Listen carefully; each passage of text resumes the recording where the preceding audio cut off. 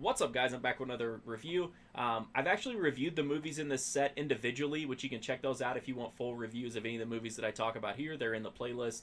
But just in case someone was searching for the entire set and wanted just kind of a quick overview of the entire set, I'm here to talk about from Warner Archive. This is Forbidden Hollywood Collection, Volume 1.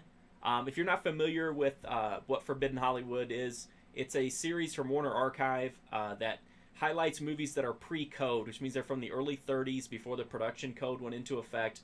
They're movies that, while they might be tame by today's standards, they do have some elements, especially being open about sexuality and controversial social issues of the time, stuff that you would definitely not expect from movies made back then. They're really interesting to me, and I think they're really fun. Obviously, they're like anything else. Some of them are good, some of them aren't, but it's a really interesting series. And if you like them, that's good, because I'm going to be going through the entire series on here slowly but surely. So in this first collection, you get 3 movies, and that's on 2 DVDs. These were originally issued as part of the TCM line, but they've been reissued by Warner Archive. So you get Red-Headed Woman, Babyface, and Waterloo Bridge. I liked all 3 movies, and like I said, you can find full reviews of them on this playlist. But I liked, probably in order, I liked Babyface, then Red-Headed Woman, and then there's kind of a gap, and then Waterloo Bridge. But I still liked Waterloo Bridge. I just think it's maybe not as good as the other 2. But all 3 movies have amazing, dynamic, charismatic lead actresses who put on just amazing performances.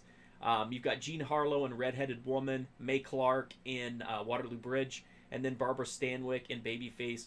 These are phenomenal performances. They're not just like good or great. Like, they're almost jaw-droppingly good. Like, they're amazing.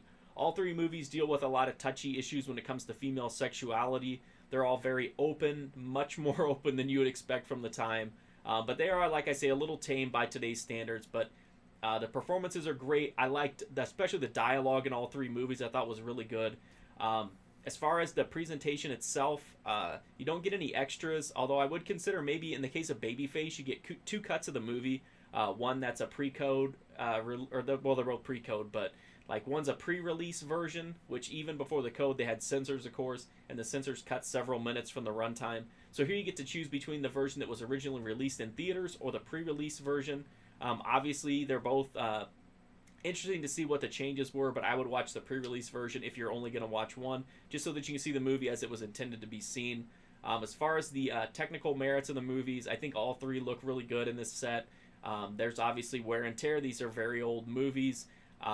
There's a little bit of softness at times, and some scenes look better than others.